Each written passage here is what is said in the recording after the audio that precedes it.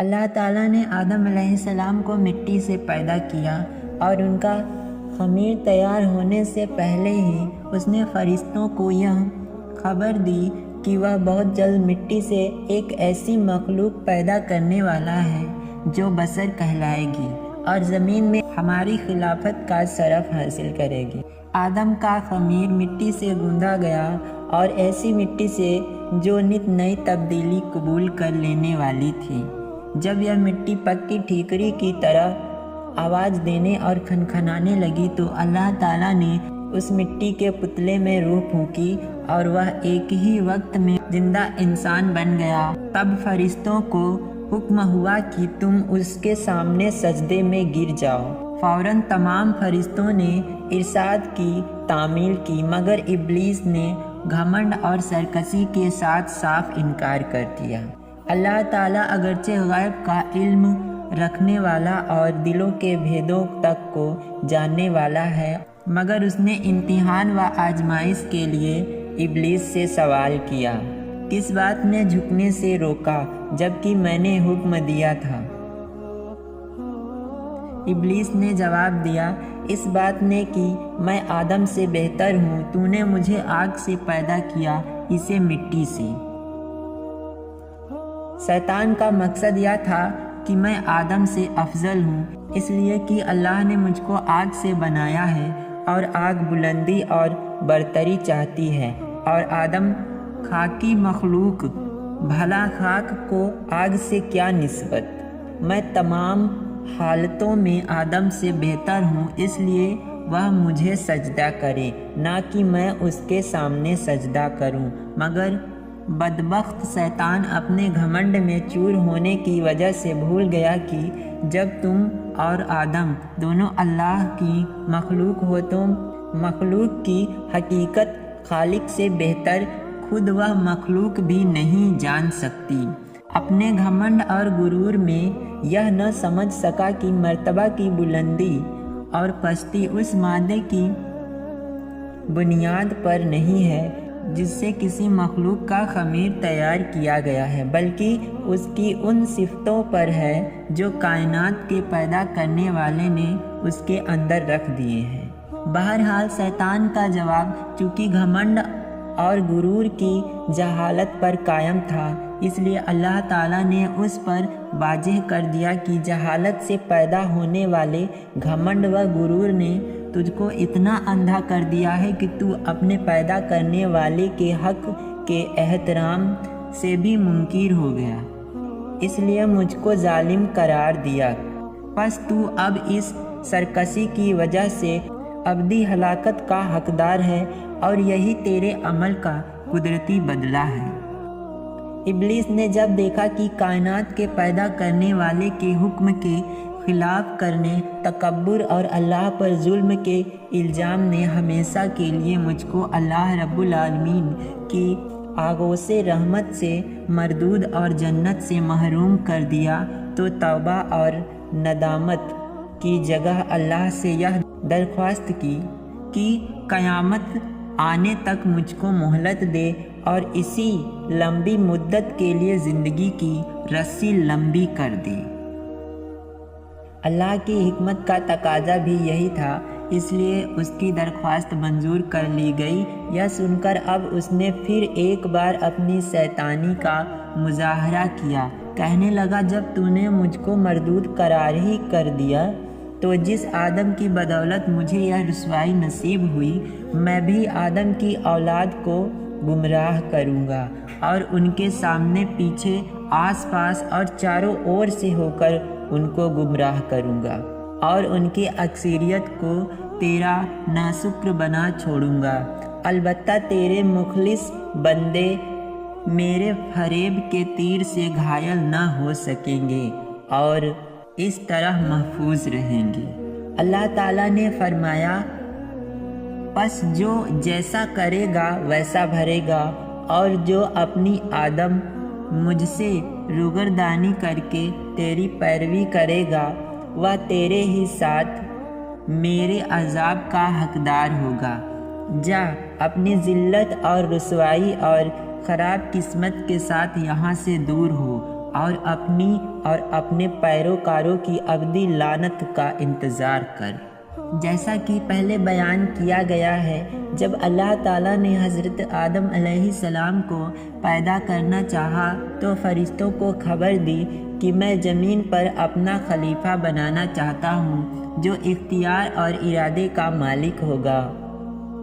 اور میری زمین پر جس کا تصرف کرنا چاہے گا کر سکے گا اور اپنی ضرورتوں کے لیے اپنی مرضی کے مطابق کام لے سکے گا، گویا وہ میری قدرت اور میرے تصرف و اختیار کا مظہر ہوگا۔ فرشتوں نے یہ سنا تو حیرت میں رہ گئے اور اللہ کے دربار میں عرض کیا کہ اگر اس ہستی کی پیدائش کی حکمت یہ ہے کہ وہ دن رات تیری تسبیح و تحلیل میں لگا رہے اور تیری تقدیس اور بزرگی کے گن گائے تو اس کے لیے ہم حاضر ہیں جو ہر لمحہ تیری حمد و ثنا کرتے۔ ہم کو تو اس خاکی سے فتنہ و فساد کی بو آتی ہے، ایسا نہ ہو کہ یہ تیری زمین میں خرابی اور خریزی پیدا کر دے۔ اے اللہ، تیرا یہ فیصلہ آخر کس حکمت پر مبنی ہے؟ بارگاہ الہی سے ایک تو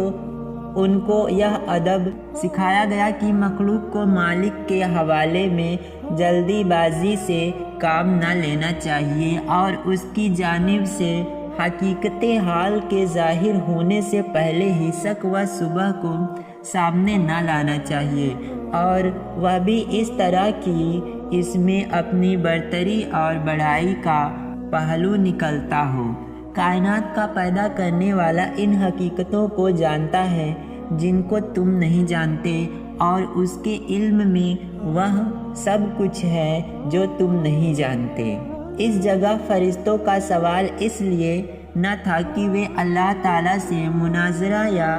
اس کے فیصلے کے متعلق مصغافی کریں، بلکہ وہ آدم کی پیدائش کا سبب معلوم کرنا چاہتے تھے اور یہ کہ اس کو خلیفہ بنانے میں کیا حکمت ہے۔ اس کی خواہش تھی کہ اس حکمت کا راز ان پر بھی کھل جائے، اس لیے ان کے طرز ادا اور مقصد کی تعبیر میں کوتاہی پر تنبیہ کے بعد اللہ تعالیٰ نے یہ پسند فرمایا کہ ان کے اس سوال کا جواب جو ظاہر میں جو حضرت آدم علیہ السلام کی تحقیق پر مبنی ہے۔ حضرت آدم علیہ السلام ایک مدت تک اکیلے زندگی بسر کرتے رہے، مگر اپنی زندگی اور راحت و سکون میں ایک وحشت اور خلا محسوس کرتے رہے تھے، اور ان کی طبیعت اور فطرت میں کسی منست و غمخوار کی یاد نظر آتی تھی۔ چنانچہ اللہ تعالیٰ نے حضرت حوا کو پیدا کیا اور حضرت آدم علیہ السلام کو اپنا ہمدم اور ساتھی پا کر بہت خوشی ہوئی اور دل میں اطمینان محسوس کیا۔ حضرت آدم و حوا کو اجازت تھی کہ وہ جنت میں رہیں اور اس کی ہر چیز سے فائدہ اٹھائیں، مگر ایک پیڑ کو نشان زد کر کے بتا دیا گیا کہ اس پیڑ کے پھل کو نہ کھائیں بلکہ اس کے پاس تک نہ جائیں۔ اب ابلیس کو ایک اور موقع ہاتھ آیا اور اس نے حضرت آدم و حوا کے دل میں یہ وسوسہ ڈالا کہ یہ جنت کا پیڑ ہے، اس کا پھل کھانا جنت میں ہمیشہ آرام و سکون اور اللہ کا قرب پانے کی ضمانت دیتا ہے، اور قسمیں کھا کر ان کو بتایا کہ میں تمہارا خیر خواہ ہوں، دشمن نہیں۔ یہ سن کر حضرت آدم کے انسانی اور بشری خواص میں سب سے پہلے نسیان نے ظہور کیا اور یہ بھلا بیٹھے کہ اللہ کا یہ حکم ضروری تھا، نہ کہ رب کی اور سے کوئی مشورہ۔ آخرکار جنت کے ہمیشہ قیام اور اللہ کے قرب کے عزم میں لغزش پیدا کر دی اور انہوں نے اس پیڑ کا پھل کھا لیا۔ اس کا کھانا تھا کہ بصری لواجس ابھرنے لگی، دیکھا تو وہ ننگے ہیں اور لباس سے محروم۔ جلد جلد آدم حوا دونوں پتوں سے سطر ڈھانپنے لگے، گویا انسانی تمدن کی یہ شروعات تھی۔ اس نے ڈھانکنے کے لیے سب سے پہلے پتوں کا استعمال کیا۔ ادھر یہ ہو رہا تھا کہ اللہ تعالیٰ کا غضب اترا اور آدم سے پوچھ تاچھ ہوئی کہ منع کرنے کے باوجود یہ حکم کا نہ ماننا کیوں؟ آدم آخرکار آدم تھے، اللہ کے دربار کے مقبول تھے، اس لیے شیطان کی طرح مناظرہ نہیں کیا اور اپنی غلطیوں کو تعویلوں کے پردے میں چھپانے کی بے مطلب کی کوشش سے باز رہے۔ ندامت و شرمساری کے ساتھ اقرار کیا کہ غلطی ضرور ہوئی، لیکن اس کی وجہ سرکشی نہیں بلکہ انسان ہونے کے ناطے بھول چوک اس کی وجہ ہے، پھر بھی غلطی ہے، اس لیے توبہ و استغفار کرتے ہوئے معاف کر دیے جانے کی درخواست کرتا ہوں۔ اللہ تعالیٰ نے ان کے اس عذر کو قبول فرمایا اور معاف کر دیا، مگر وقت آ گیا تھا کہ حضرت آدم علیہ السلام اللہ کی زمین پر خلافت کا حق ادا کریں، اس لیے حکمت کے تقاضے کے طور پر ساتھ ہی یہ فیصلہ سنایا کہ تم کو اور تمہاری اولاد کو ایک طے وقت تک زمین پر قیام کرنا ہوگا اور تمہارا دشمن ابلیس عداوت کے اپنے تمام سامان کے ساتھ وہاں موجود رہے گا۔ اس کے باوجود اگر تم اور تمہاری اولاد مخلص اور سچے بندے اور سچے نائب ثابت ہوئے تو تمہارا اصل وطن جنت ہمیشہ کی طرح تمہاری ملکیت میں دے دیا جائے گا، اس لیے تم اور حوا یہاں سے جاؤ اور میری زمین پر بسو اور اپنی مقرر کی ہوئی زندگی تک عبودیت کا حق ادا کرتے رہو، اور اس طرح انسانوں کے باپ اور اللہ تعالیٰ کے خلیفہ آدم علیہ السلام نے جیون ساتھی حضرت حوا کے ساتھ اللہ کی زمین پر قدم رکھا۔ قرآن مجید میں حضرت آدم علیہ السلام کا نام 25 بار آیتوں میں آیا ہے، اور انبیاء علیہ السلام کے تذکروں میں سب سے پہلا تذکرہ ابو البشر حضرت آدم علیہ السلام کا ہے۔ قرآن مجید میں حضرت آدم علیہ السلام کے ان دونوں بیٹوں کا نام ذکر نہیں کیا گیا، صرف آدم کے 2 بیٹے کہہ کر مجمل چھوڑ دیا گیا ہے۔ البتہ تورات میں ان کے نام بیان کیے گئے ہیں۔ کچھ روایتوں میں ان دونوں بھائیوں میں اپنی شادیوں سے متعلق زبردست اختلاف کا ذکر کیا گیا ہے۔ اس معاملے کو ختم کرنے کے لیے حضرت آدم علیہ السلام نے یہ فیصلہ فرمایا کہ دونوں اپنی اپنی قربانی اللہ کے حضور میں پیش کریں، جس کی قربانی منظور ہو جائے وہی اپنے ارادے کے پورا کر لینے کا حقدار ہے۔ جیسا کہ تورات سے معلوم ہوتا ہے، اس زمانے میں قربانی کے قبول ہونے کا یہ الہامی طریقہ تھا کہ نذر و قربانی کی چیز کسی بلند جگہ پر رکھ دی جاتی اور آسمان سے آگ ظاہر ہو کر اس کو جلا دیتی تھی۔ اس قانون کے مطابق حابیل نے اپنے ریوڑ میں سے ایک بہترین دمبا اللہ کو نذر کیا اور قابیل نے اپنی کھیتی کے غلے میں سے ردی قسم کا غلہ قربانی کے لیے پیش کیا۔ ان دونوں کی اچھی اور بری نیتوں کا اندازہ اس عمل سے ہو گیا، اس لیے دستور کے مطابق آگ نے آ کر حابیل کی نذر کو جلا دیا اور اس طرح قربانی قبول ہونے کا شرف اس کے حصے میں آیا۔ قابیل اپنی اس توحید کو کسی طرح برداشت نہ کر سکا اور اس نے غیظ و غضب میں آ کر حابیل کو کہا کہ میں تجھ کو قتل کیے بغیر نہ چھوڑوں گا تاکہ تو اپنی مراد کو نہ پہنچ سکے۔ حابیل نے جواب دیا، میں تو کسی طرح تجھ پر ہاتھ نہ اٹھاؤں گا، باقی تیری جو مرضی آئے وہ کر۔ رہا قربانی کا معاملہ تو اللہ کے یہاں نیک نیت ہی کی نذر قبول ہو سکتی ہے، وہاں بد نیت کی نہ دھمکی کام آ سکتی ہے اور نہ بے وجہ غم و غصہ، اور اس پر قابیل نے غصے سے بہت زیادہ بھڑک کر اپنے بھائی حابیل کو مار ڈالا۔ قرآن میں نہ شادی کے متعلق اختلاف کا ذکر ہے اور نہ ان دونوں کے ناموں کا ذکر ہے، صرف قربانی کا ذکر ہے، اور اس روایت سے زیادہ حابیل کی لاش کے دفن سے متعلق یہ اضافہ ہے۔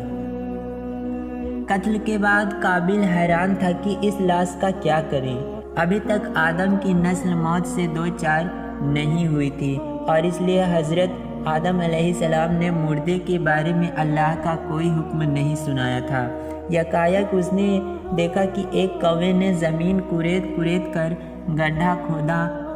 قابل نے اسے دیکھ کر چیتا کہ مجھے بھی اپنے بھائی کے لیے اسی طرح گڈھا کھودنا چاہیے، اور کچھ روایتوں میں ہے کہ کوے نے دوسرے مردے کوے کو اس گڈھے میں چھپا دیا۔ قابل نے یہ دیکھا تو اپنی ناکارہ زندگی پر بے حد افسوس کیا، اور کہنے لگا کہ میں اس جانور سے بھی گیا گزرا ہو گیا کہ اپنے اس جرم کو چھپانے کی بھی اہلیت نہیں رکھتا۔ شرمندگی اور افسوس سے سر جھکا لیا، اور پھر اسی طرح اپنے بھائی کی لاش کو مٹی کے حوالے کر دیا۔ اس واقعے کے بیان کے بعد قرآن پاک میں آتا ہے کہ اسی وجہ سے لکھا ہم نے بنی اسرائیل پر کہ جو کوئی قتل کرے ایک جان کو بلا عوض جان کے یا فساد کرنے کی غرض سے، تو گویا اس نے قتل کر ڈالا ان سب لوگوں کو، اور جس نے زندہ رکھا ایک جان کو تو گویا زندہ رکھ دیا سب لوگوں کو۔ امام احمد نے اپنی مسند میں حضرت عبداللہ بن مسعود رضی اللہ عنہ سے